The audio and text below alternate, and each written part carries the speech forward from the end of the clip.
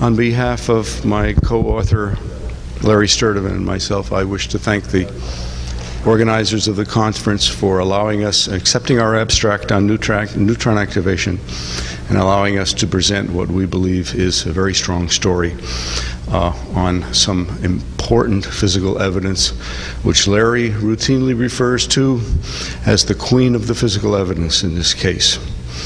The neutron activation data are not known particularly well, and we feel it is important to bring this before the interested researchers, and that's what I am going to try to do today. This talk has 5 parts. I will do my best to get through them all in the time allotted. Ben will check me if I can't. Oh, by the way, Larry Sturtevant wanted very much to be here, but he's just returned from about 5.5 weeks of a road trip with his family, lives in Santa Fe, and cannot bring himself to come. It's just a little bit too much. He wants to stay home after 5.5 weeks, and I don't blame him. The 5 parts to this talk are the setting, the neutron activation and the results, the significance, some potential problems and answers, and some conclusions. The setting, I have changed this talk a little bit at the last minute. The setting is an extended setting. It's a description it's an extended version of an op-ed article that I and 9 others had published a week ago today, last Sunday, in the Austin Statesman in their print version, and on their website it was accompanied by a very strongly worded a story by one of their reporters. I don't know if it's still up on the website, www.statesman.com. Probably not up there anymore, but I have made some copies of that. I brought in approximately 50, and I've put them over here if you wish to take a look at that. It is called Chance, Not Conspiracy in the Death of JFK. So let us move forward. The setting. No conspiracy possible. By the way, I'm going to say a lot of things that are very different from other speakers in this conference. That was encouraged by Ben Wecht. So here we go. Other speakers have asked you to stand up and stretch.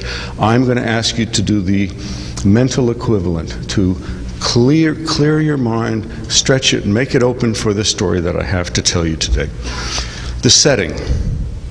Everything has a setting. Everything has a background. In this case, no conspiracy possible, precluded by the chance nature of events. And I'm going to go through this fairly quickly because I want to reserve enough time for the neutron activation part, but the setting is extremely important here. 4 parallel strands of chance brought Oswald Kennedy and Ruby Oswald together.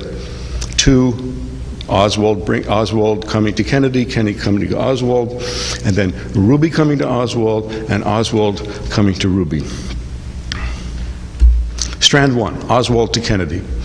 October 3rd, 1963, Oswald arrives in Dallas from Mexico, badly needing work, just when the Texas School Book Depository was hiring seasonal workers. October 4th, applies for a job with Paget Corporation, declined because of bad recommendation from previous job. October 14th, Ruth Payne, with whom Oswald's wife was living in Irving, learns from neighbor Linnie Mae Randall that the School Book Depository is hiring, arranges an interview. 15th, Oswald interviews. 16th, begins work. October 20th, Oswald bears second child. Why are these dates important? Because it all happened long before a motorcade was even planned for Dallas. It is often forgotten that the original plans for the trip to Texas included other motorcades, but not one in Dallas. The trip to Texas was announced on the 24th of September, but with no motorcade for Dallas. The motorcade was added between the 28th of October and the 18th of November, 2 to 5 weeks after Oswald started at the depository. The final route was decided on November 18th, first announced in the papers November 19th. The first map of the route, which drew the attention of Oswald and other workers in the depository, was published on the 21st. That gave the putative conspirators only 3 days to plan, and the evidence is that Oswald himself made up his mind only 1 day before. That's Thursday morning, when he and the other workers in the depository first saw the map in the early edition of the morning's newspaper. Big conspiracies don't operate on 3-day timelines. Nimble individuals can take advantage of that opportunity. Strand 2, Kennedy to Oswald. This follows something that James Reston Jr. calls the three furies. I'm indebted to him and to my colleague Joel Grant for distilling this information. First fury. Texas Christian University cancels an honorary degree. This was a degree that was arranged by John Connally. As you all know, John Kennedy was a Catholic. Texas Christian University is a Protestant organization. They thought they had it arranged. It was canceled at the last minute. That created dead time on Friday morning. The entourage was originally to fly into Fort Worth on Friday morning. They decided to fill the time with a breakfast event that required them to fly Thursday night rather than Friday morning. The breakfast event still left a couple of hours open. John Kennedy loved motorcades. He wanted a motorcade, second fury. This was the 7th motorcade of the trip. Connally opposed the motorcade, said it would make Kennedy too tired at the luncheon and it wouldn't raise enough money for the Democratic Party. Kennedy and his advisors won the battle, but, and we come to the third fury, the route of the motorcade depended on the location of the luncheon. Kennedy and the Secret Service wanted the Women's Building in downtown Dallas, near downtown Dallas. That would require the motorcade to cross Dealey Plaza and the main street in the middle, going in the opposite direction, 40 miles an hour, slowing down only when they reached Houston. It would have been much farther from the depository, moving faster, and the opposite direction would have, among other things, put Mrs. Kennedy between the shooter and her husband. But John Connally insisted on the Trade Mart for political reasons, which I don't have time to go into now, and the rest is history. Strand 3, Ruby to Oswald. Ruby's Sunday morning timeline needs to be looked at in a little detail. Because remember, in boldface, we see here, Oswald was scheduled to be transferred from the city jail to the county jail at 10 o'clock in the morning. Ruby, the alleged conspirator, was still sleeping until 9 to 9:30 that morning. Gets up somewhere along in there. 10:19, 19 minutes after the transfer was scheduled, receives a second phone call, the first one being the previous day, from dancer Karen Carlin in one of his clubs requesting $25, tells her he is going downtown to his club and will send it from there. 10:20, he begins to take 30 to 40 minutes to bathe, shower, dress. 11 o'clock approximately, as well as can be reconstructed, leaves for the Western Union office, takes a revolver, a radio, and his favorite dog, Sheba. That's what I call the Sheba factor. Dog lovers, would you take your favorite dog with you, leave her in the car if you knew you were not coming back? Answer is obvious to everybody. 11 to 11:15, takes her out deliberately through Dealey Plaza, notes the mourners, the flowers, etc., and that route takes him past the police station in order to get to the Western Union. Notes that there's a small crowd outside. 11:15, these are all approximate, parks at Western Union, leaves keys, billfold, $1,000 in trunk. 40 years ago, folks, think what $1,000 was right then. Puts key in glove compartment and leaves car unlocked. With 11:15, with revolver and $2,000 cash, enters the Western Union office, fills out forms to wire $25 to Carlin, waits patiently in line. Why the $2,000? Why the revolver? He lived on a cash economy from his clubs. Okay, he had $2,000 on his person. Think what that was 40 years ago. Right? He had $1,000 in his trunk. He kept his revolver with him, not because he was going to shoot somebody, but to protect the cash that he carried with him at all times. 11:17, gets a time-stamped receipt, walks back half a block to the police office, enters the basement, some uncertainty as to how he entered, but probably through the ramp that was left briefly unguarded. 1 minute later, about, down comes Oswald. Ruby lunges, shoots him once in the abdomen. No conspiracy here, no possible. The guy is practically sleeping at the time that he was to be transferred. Okay? I think this invalidates the single biggest argument for conspiracy. Strand 4, Oswald to Ruby. We know a little bit more about this, but I want to point it out just for the record. Chief Postal Inspector Harry Holmes decided at the last minute to skip church and question Oswald further. That started about 10 o'clock in the morning and it ended about 11 o'clock. Took roughly an extra hour, delayed the transfer Just imagine the timelines of Ruby and Oswald going together here. That took about an hour. Then Oswald, a little bit vain, requested to change to do a dark sweater for TV. He knew he was going to be photographed during the transfer. That took an additional 10 minutes. Without the questioning or the transfer, Ruby would have arrived too late. Both these strands are necessary. To review the 4 strands of chance: 1, Oswald to the book depository, and Kennedy through the neighbor's brother. 2, Kennedy to Oswald, 3 Furies. 3, Oswald to Ruby, 2 delays. 4, Ruby to Oswald, $25 for the dancer. The 4 strands of chance clear, in my opinion, Oswald and Ruby of conspiracy. Next, could it be possible that there was no conspiracy at all that day? If so, we can make in the scientific deductive mode 2 predictions. Number 1, all evidence advanced for conspiracy will fail. Number 2, conspiracy theories, for those who choose to push them anyhow, will be all over the map because they're ungrounded. Okay? All major evidence for conspiracy does indeed fail. Please excuse me, I'm going to go rather rapidly over these points. They're setting the background. I wish to address very briefly the rearward lurch in the Zapruder film, the magic bullet, the acoustics, and the shooter on the knoll. I will be happy to discuss these things afterwards in more detail with anyone who's interested. Rearward lurch, back and to the rear, was the second movement, not the first. The first movement was a quick snap forward, too quick to be seen in real time. Here is you can see the first movement between 3:12 and 3:13, 2.2 inches forward, about 3 feet per second.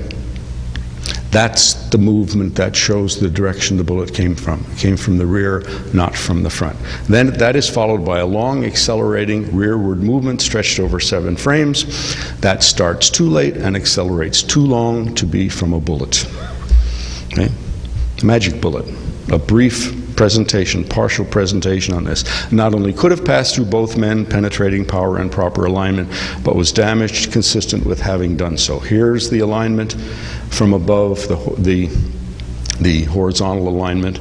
Here's the vertical alignment of the 2 men. It is entirely possible, cannot be excluded. They line up almost perfectly. Here's the line of damage through the neck. Here's the way, regrettably, this whole thing is distorted by the critics, and I say with a certain degree of sadness that a diagram like this was on the website for this conference.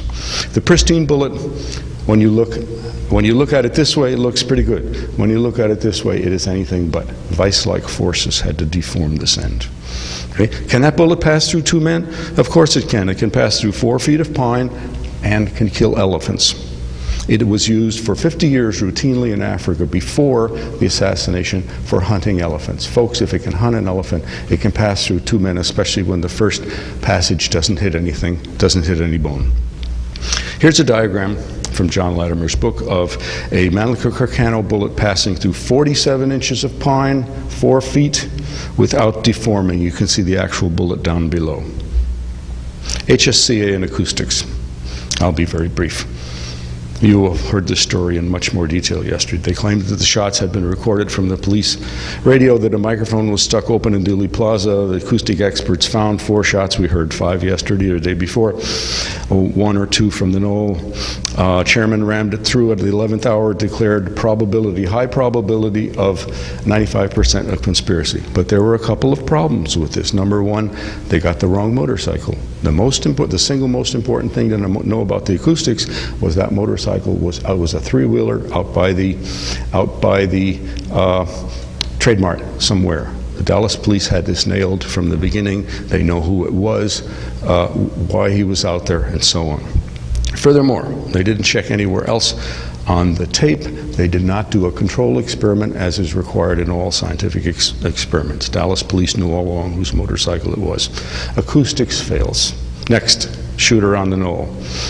There's pros and cons here. If you go to the knoll and look, you will see that it's very close. Here's a couple pictures I took 2 years ago down there. Behind one part of the picket fence, behind the other part of the picket fence.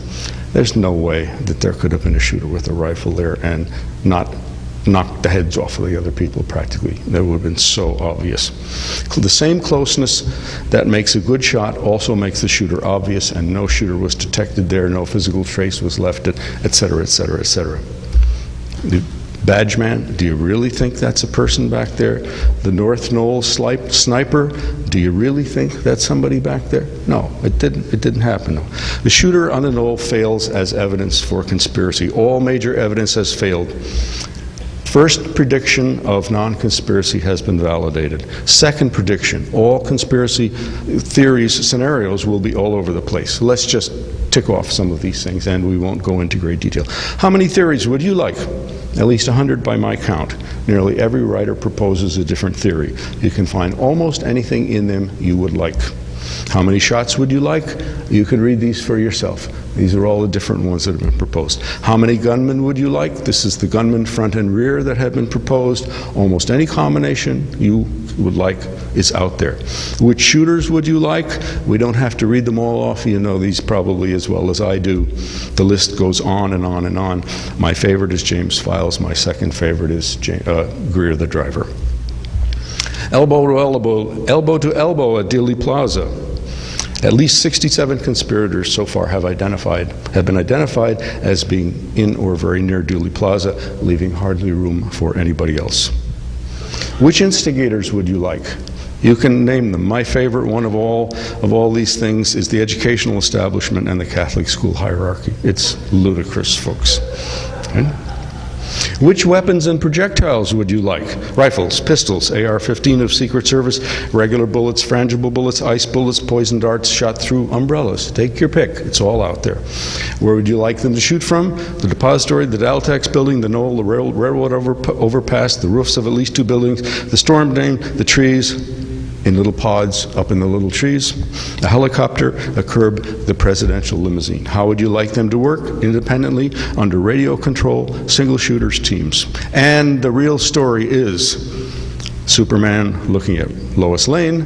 I thought you might be interested in learning I knew you killed Jack Kennedy. Lois Lane says, properly so. What kind of nut are you anyway? Get out of here before I call the manager. Why so many theories? Now we get serious again. Why are the theories all over the map? Because there's no definitive evidence for any of them. Everybody is guessing differently. Does it bother anybody in the crowd that nobody at this conference have given you any solid idea of what actually happened that day or who actually did it? Conspiracy theories are all over the place. Evidence for conspiracy fails, all right? The setting for the NAA to repeat is no conspiracy. All right. If there were no conspiracy, then we can predict how the neutron activation bullet evidence ought to come out. It must be consistent, should be consistent with a single shooter, and that's exactly what we see. And now we move into the heart of the talk, the neutron activation. We all know the 5 sets of fragments that were recovered, Q1, that had lead associated with them, Q1, Q2, Q4, 5, Q9, Q14. There were 2 large portions of bullets and 3 sets of smaller fragments. Here's the locations where they were recovered from. President's brain, Q4-5, John Connally's arm, Q9, the stretcher bullet that came from the thigh, infamous CE-399, Q1, rear carpet underneath Mrs. Connally's seat, Q14, and the front seat, the other large fragment, Q2.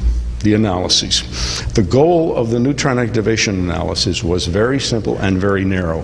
This is a paraphrase of the words of Hoover, to try to determine how many bullets hit the men by associating the little fragments with the larger engraved fragments. That had also been the goal of the previous spectrographic analysis on the night of the assassination, but it failed. The answer in advance, by the way, is positive evidence for 2 and only 2 bullets, both fired from Oswald's rifle. This is one of the strongest results from any of the physical evidence. A related goal for the neutron activation work is to evaluate the possibility of an accidental chemical match from another bullet, either from another shooter or from a planted bullet or fragment. And the clear answer I will show you is it did not happen. There were 2 sets of neutron activation analyses, one in May 1964 for the Warren Commission, undertaken by the FBI. It was kept secret. as was the spectroscopic data, contained multiple systematic errors. That was probably the reason it was kept secret. 13 years later, in 1977, Vincent Guinn, professor at University of California, Irvine, reanalyzed the samples. This was highly publicized for the HSCA, showed two clear groups of fragments, agreed with the FBI analyses. Now we go on to the results. I could show these to you in tabular form, and they're not going to mean a whole lot. I'm going to show them to you in graphical form in just a second, but here's the FBI's results for silver and antimony. Antimony is the prime tracer element in Mannlicher-Carcano bullets because it varies so much, because they were made from a mixture of virgin lead and scrap lead, some of which had recycled lead, some of which had been from hardened bullets, and some of which not. If you look at the data on silver in the first column, you will see that the Q1 and Q9 have somewhat high values in the 9s parts per million, and then you see the other three fragments are somewhere around 8. That's not a very large variation. That does not give silver as much tracer power as it gives antimony. If you look at the 4 runs for antimony, you will see that they differ from one another, but if you look down the column, you will see that the first 2 fragments have high values. And consider run 1, for example, 950 parts per million approximately for antimony. And then you will see the other 3 fragments are about 200 parts per million lower. And if you look down the other 3 columns, you'll see exactly the same trend. A high group and a low group about 200 parts per million lower. Right? This is some kind of systematic error. Nobody knows exactly what it was that entered the FBI's runs. Here's Guinn's results. You'll see they are qualitatively very similar. A high group for silver, the first 2 fragments, and a somewhat lower group, a high group for antimony, the first 2 fragments, and 200 parts per million lower for the third group. All right, we just said this. Antimony is more informative, and that's what we'll focus on for the rest of this. Very important point, 2 separate analyses 13 years apart, and the FBI and Guinn found the same 2 groups. Here's the graphical presentation of these 2 things. Guinn's data, this is concentration of antimony on the vertical axis versus the fragment on the horizontal axis. You will see that Guinn's data are the large black squares. They overlap almost perfectly with one of the 4 FBI's runs. I believe it was run number 3. No matter which of these groups from the FBI you take, you will see that there's a high group and there's a low group. The question par excellence here is, are these 2 groups distinct? This is a no-brainer, basically. You can just look at the data and you can see how distinct they are. But people who like statistics will show you some statistics. I have 4 ways of evaluating the distinctness of these groups in increasing order of complexity. 1, just look at the samples. 2, look at the means and standard deviations. 3, test statistically the differences of the means. And 4, use general linear model analyses. This is one of Larry Sturtevant's very many contributions to this talk. Larry has a master's in statistics and has a good head about him for this stuff. I owe a lot of this presentation to Larry. Look at the individual samples. Here they are. This is from Guinn's data. These have 3% uncertainties associated with them. See how obvious the upper group is and how clearly it's separated from the lower group. Examine the means of the groups. Now we put these, here's the means of the groups now on a log scale, and I'll tell you in just a moment why we use the log scale. Turns out because they're distributed logarithmically. Here's the 2 groups, the means and the standard deviation. See how distinct they are. Blow it up a little bit, go run the range from 6 to 7 only, and you see the means are 6 standard deviations apart. No way do they overlap. You don't need any more statistics than this, folks. The groups are clear and obvious. But if you want to go further, we go further. Find the underlying distribution of antimony in the bullets, and I will take a moment to discuss what that distribution is or what it can be approximated by.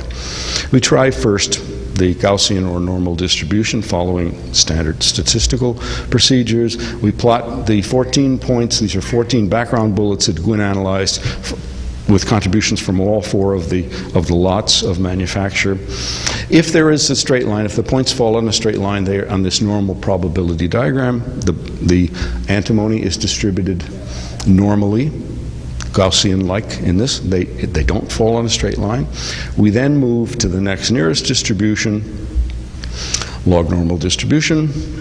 Again, following standard procedures. We plot the logs here on the probability plot log of antimony you can see at the bottom, and we get a very good approximation to a straight line. So we can use the log normal distribution for further statistical approximations. Log normal distribution works because the points fall close to the straight line. Another important point, the fragments from the assassination fall on the straight part of the line. To go back a little bit, you'll see the first point and the last point are a little bit above the line. The actual fragments from the assassination fall on the straight part of the line. That gives us confidence. There they are. Here's where the two groups are. You see they're up around the 80%.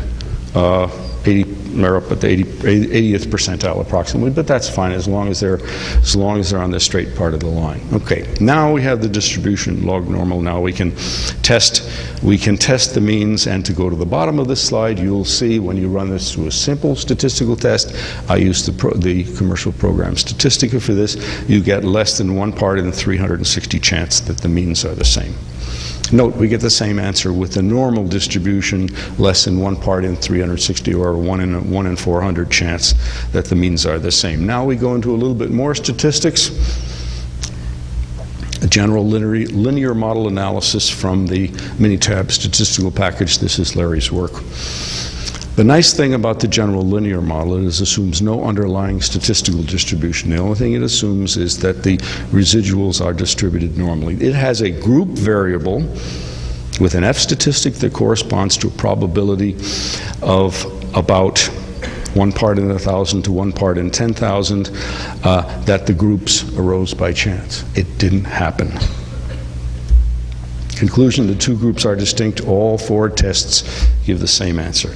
Now, we come to the heart of this, right? The huge significance of the distinctness of these groups.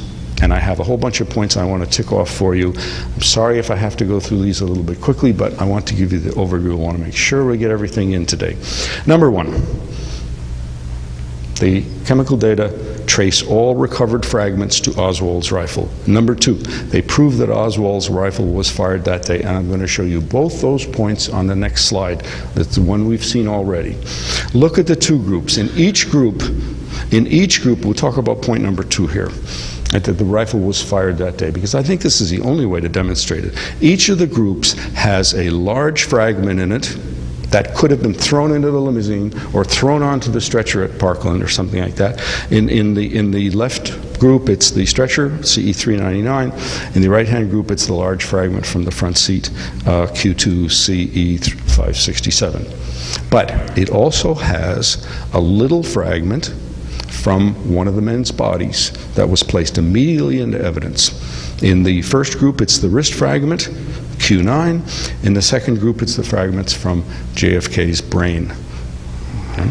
While you could have, in theory, and we're going to show that that couldn't happen, but in theory we'll grant you for now, you could have planted the large fragments. There's no possibility of planting those little fragments. Okay. This is the way you show that the rifle was fired that day.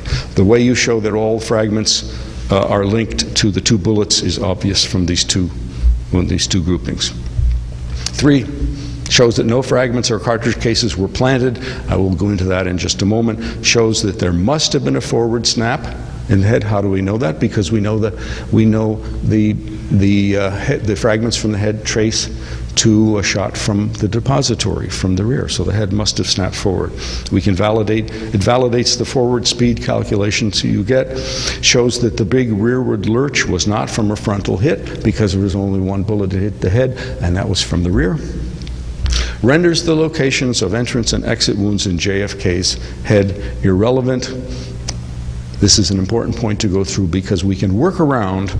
The neutron activation analysis allows us to work around some of the difficult medical evidence. We have for the head a 3-point trajectory generated from the neutron activation. We know the bullet started in the depository on Oswald's rifle. We don't know whose finger was on the trigger.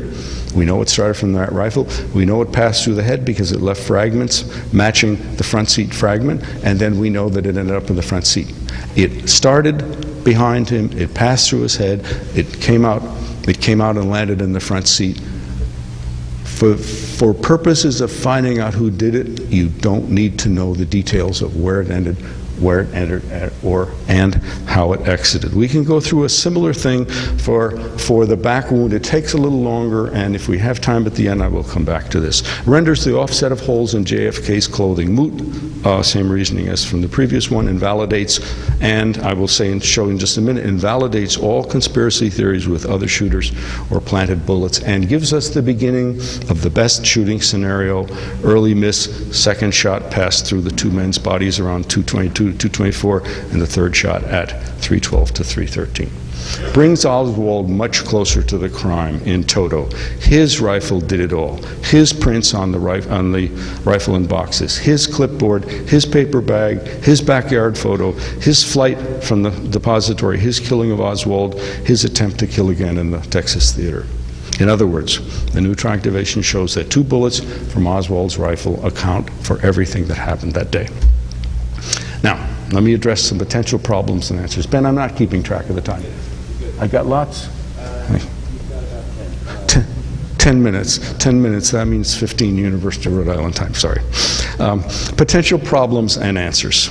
Okay, I say potential because none of them turn out to be real problems. Heterogeneity of antimony in the Mannlicher-Carcano bullets may potentially blend these groups or fuse them into one.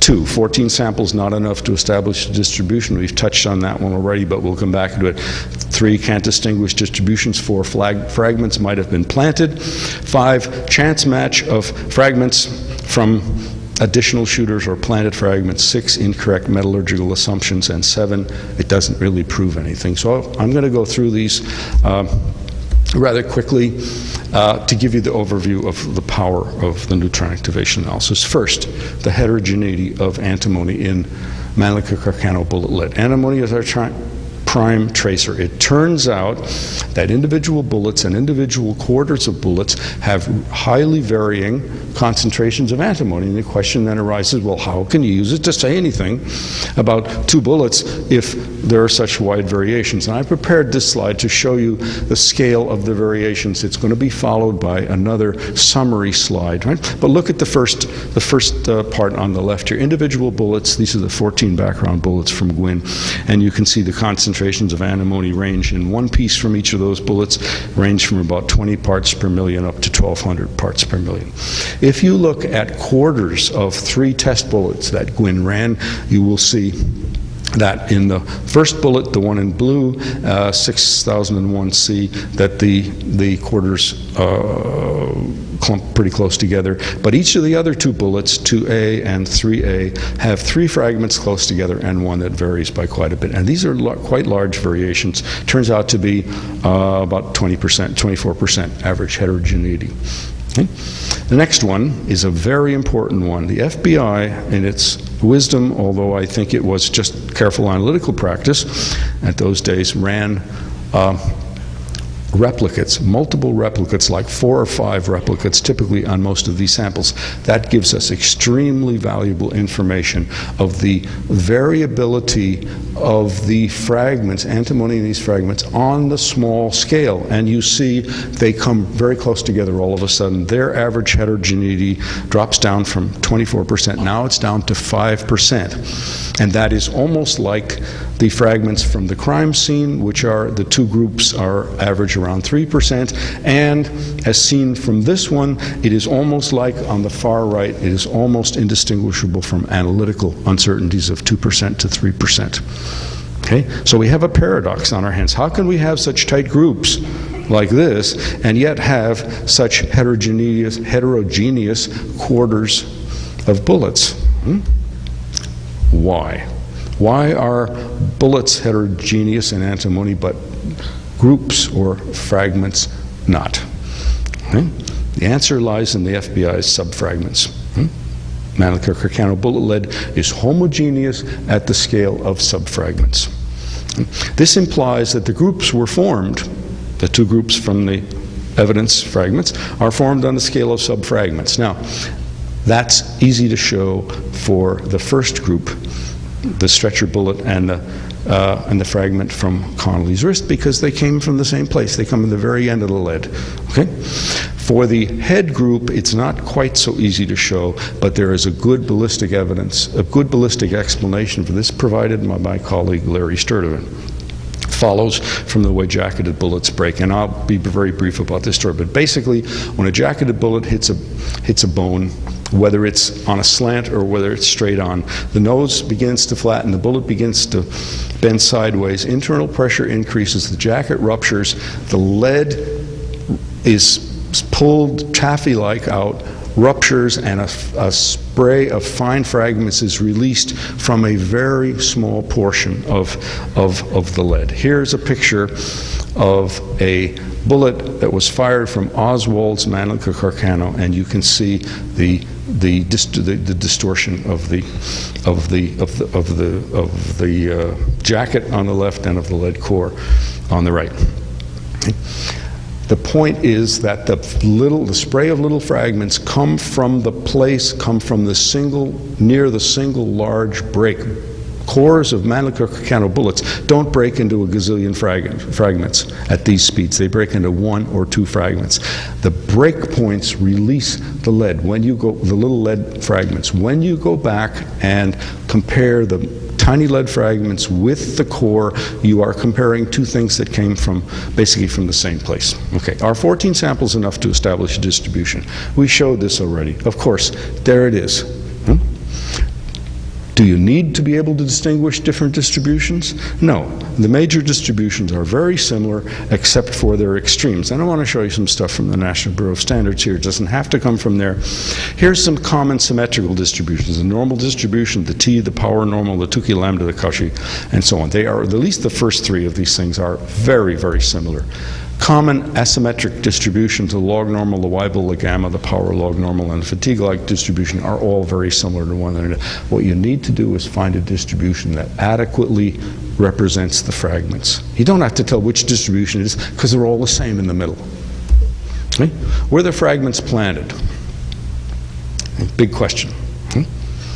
We say no, that's impossible. Two reasons. The timeline was too restricted and the probabilities of this are too low. Okay, let's look at the timeline. There are three potential zones of time where fragments could be planted. Right? The first one is between the shooting and the FBI's spectrographic analysis that night. That leaves a few hours only. Lots of difficult things would have had to have happened in order to plant the fragments at this point. You can read these off, but let me just tick off a couple of them. They needed incredible knowledge and control by the conspirators. They would have had to anticipate the type of weapon, the number of shots, the number of location of hits, on and on and on. It's all but impossible to anticipate this complex scenario in advance. This brings to mind my colleague Gene Davidson's famous to-do lists. Okay? First, we have the conspirators' to-do list. Before the fact, get Oswald's rifle and camera, fake backyard photos, forge Oswald's writing on the back of backyard photo, hire Oswald lookalikes, send a rifle range gun shop, etc., etc. Anticipate all possible shooting scenarios, fire bullets into human body or equivalent, recover them, sneak gunman and rifle into Texas schoolbook depository, make sure Oswald has no alibi for the time of shooting. After, get Oswald out of depository to safety, plant stretcher bullet or switch with real pointed bullet, fake x-rays, autopsy photos, fake the Zapruder film. Oswald's to-do list is number 1, get rifle, shoot Kennedy. Number 2, get pistol, shoot Tippit. You see the difference in difficulty here, folks. Okay? Now continue on the timeline. The other two parts of the timeline. First, between the emission spectroscopy and the FBI's neutron activation of May '64. This is unwarranted, there would have been no reason to cover up the extremely inconclusive results of the spectroscopy, and they were kept secret for years anyhow. What about between the two neutron activation analyses in '64 and '67? It didn't happen because Guinn's data matches the FBI's. That leaves the only possible place back in the beginning that was impossible on its face. Conclusion, planning virtually impossible. Probabilities of chance match, and this gets into, Larry has done something that amazes both of us here. There are two ways to estimate the probability of chance matches. Number one, two statistically independent approaches to this. Number one, from a continuous distribution that we saw before. Number two, from the general linear model on the FBI's data. I won't go through this in detail, but basically you use the continuous distribution to calculate the standard normal variates. If you consider Q1 and Q9, the stretcher fragment and the wrist fragment, you get that they are different by 1% of the area under the distribution, which means that if you allow variability on both sides, you get a maximum of 2% probability for the groups, and that's the highest for the planting. That's the highest probability you can get in any of this stuff. If you allow a shooter who didn't know or didn't care about the type of rifle or the type of ammunition, it drops down by a factor of something like 10 to 100, goes down to 1 part in 1,000 to 1 part in 10,000. If the cores are pure lead, or if they are hardened lead with 20,000 to 40,000 parts per million antimony, the probability of a chance match drops to 0. I see we're getting near the end of the time here. From the general linear model, you can get a very similar result. It turns out, and let me just jump ahead, it turns out that the probability of getting 5 chance matches is at best 1 in 10,000 to 1 in 100,000, and at a more reasonable value is 1 in 100,000 to 1 in 10 million, roughly 1 in a million chance that these groups arose. Probability of these groups arose by chance. If hardened lead cores are used, it drops to 0. Okay.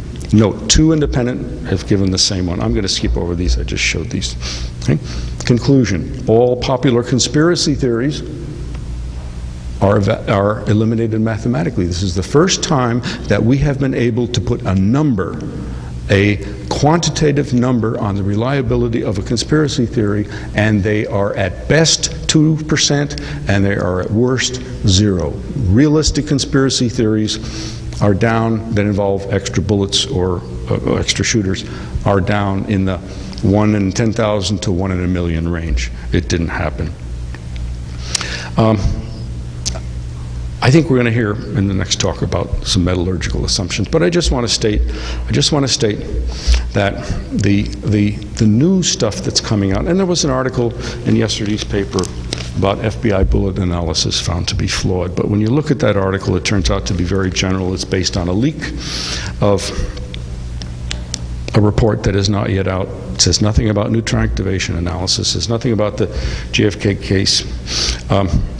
It really doesn't apply. Let me close now by listing the conclusions, the important things that the neutron activation data proves. The stakes are very high here. If the neutron activation data is right, a lot of stuff held dear by the conspiracy community falls away. Here's what the neutron activation does. It shows that the fragments fall into 2 separate groups. The only grouping that makes physical sense. It shows that every fragment recovered came from Oswald's rifle. All the damage that day came from 2 bullets from his rifle. Oswald's rifle was actually fired that day. No fragments were planted. Conspiracy theories don't work. Validates forward head snap. Shows that it must have been a forward head snap. Shows that the rearward lurch could not have been from a frontal bullet. Shows that the throat wound was of exit, not entrance. Proves it is not necessary to know the exact placement of the entrance and exit wounds to JFK's head and body, and the same thing for the offset. The neutron activation is truly the queen of the physical evidence. Everything falls in place. The physical evidence is cemented into an impregnable wall. It remains highly unlikely that there's anything material left to be discovered. We are dealing, folks, in my opinion, with 40 years of failed speculation. It's enough. It is time to admit that there was no conspiracy and there never was any compelling evidence for it. The real story of the assassination: one misfit guy, a cheap but effective rifle, a good vantage point, and some luck. It's over. It was the product of chance, not of conspiracy. Thank you very much.